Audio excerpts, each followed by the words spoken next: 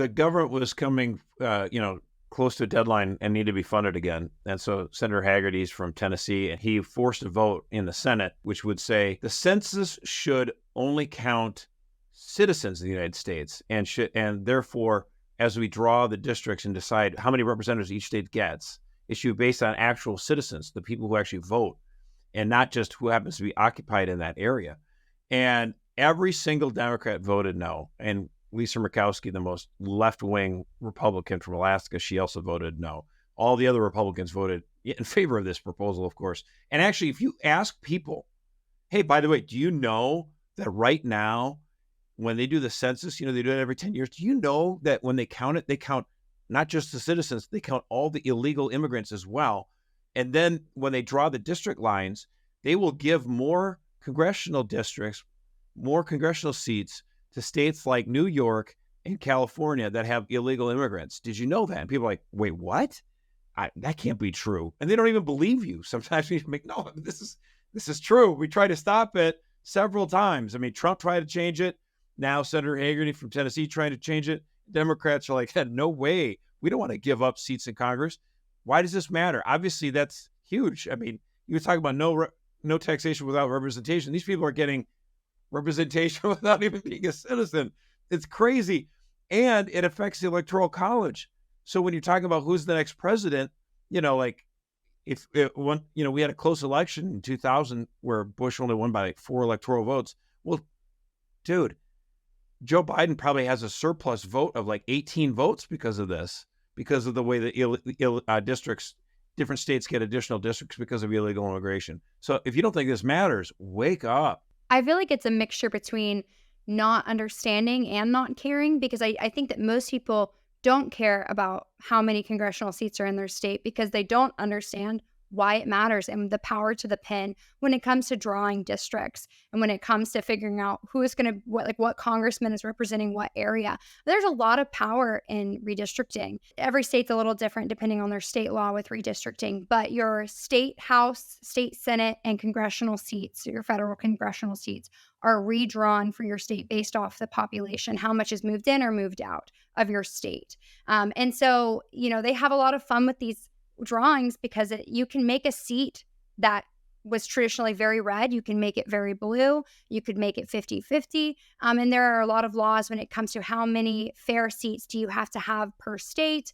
And so redistricting is a very stressful time for politicos because I worked on congressional seats during redistricting years. And during the redistricting year, we were running in 3 different seats during that year, waiting for them to vote on a map. And so one seat was an R+17, the other seat was a 50-50 blue and red, and the other one was a D+3. And so all of that in the span of like 6 months, waiting for them to pick what seat was going to be ours. And so it deeply affects the color of your district, whether it's going to be red or blue. It's the difference between getting elected and not elected, right? When it comes to illegal immigration, people might get a little eyes glazed over with the redistricting, but the thing that most Americans do understand when it comes to illegal immigration is, first of all, if you allow hundreds of thousands of people to come into your country, they're going to be taking jobs or low-skilled jobs, obviously, but that does increase the competition for Americans who are low-skilled. So therefore, it becomes harder for you to get a good-paying job because there's so many people. Here comes another car full of 5, 6 more people willing to do the same work for even less than you are. They don't maybe pay taxes, whereas you do. So that's number one. Like it hurts the lower middle class and the working poor by having a flood of illegal immigration. That's why, by the way, Cesar Chavez, the immigrant activist in the 60s, was against illegal immigration. That's why Bernie Sanders was against illegal immigration, even into the 1990s, because he was pro-worker, right? Well, the script changed. The Democrats like, wait a minute, we see in them now future voters, because any kid they have in the United States, they'll probably vote for Democrats. The other thing about that, in addition to lowering, driving down the working poor further, the other problem it does is we've created this system where we have free education, K-12. We have hospitals can't refuse somebody who enters into the emergency room. So we've created this safety net to help people. We have generally a capitalist free market economy, right?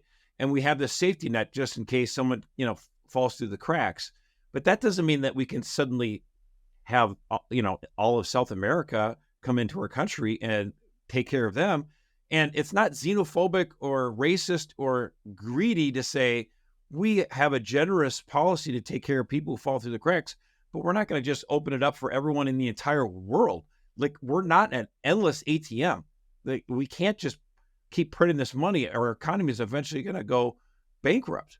We need to start calling what's happening with illegal immigrants coming in and being paid less and not paying taxes and having lower like living environments that we're putting them in. Especially, you're seeing this on a lot of farms. We just passed legislation in Ohio to prevent illegal immigrants from coming in and working on distilleries and working on gas wells.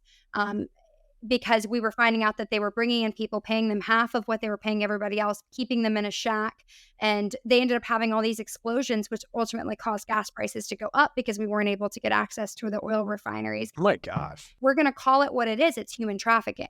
Exploitation, for sure. Well, we gave them a blanket and we put them in a shack. I mean, we put a roof over their head. Like, this is better than Mexico, right? No, I mean, it's absurd. And people were calling the Republicans racist for passing this legislation because it said that two things: A, you had to be a legal citizen to work on these refineries, and B, you had to be able to speak English. And so that was racist. But at the end of the day, it's because one side needs to be able to communicate effectively with the other side to prevent an explosion. But that's racist. I was on an airplane and someone was sitting, well, airplanes not getting great press these days. I mean, wheels are falling off Boeing stuff. But anyway, I'm on an airplane and there was someone sitting in the emergency row and the attendant had to come up to them and ask, like, hey, do you understand the responsibility that you have? Basically, if something happens, you need to open the door, or like be willing, you're in an emergency door, you could potentially have to go out. And the person didn't speak English. And so it was a weird like standstill of him not being able to confirm that he understood his responsibilities because the stewardess spoke English and this guy did not. And I think they ended up having to move him, which is good because I was like thinking about that logically. I'm like, if something happens and we're not able to communicate with this guy who is in between us and getting off of a plane, that's a humongous problem. That's not a, but it's odd. Like, I think some people would look at that as like, oh, this is kind of a racist thing. Like, oh, you're not going to lie. Like, no, like we just, I don't want to die. I need to get off this plane.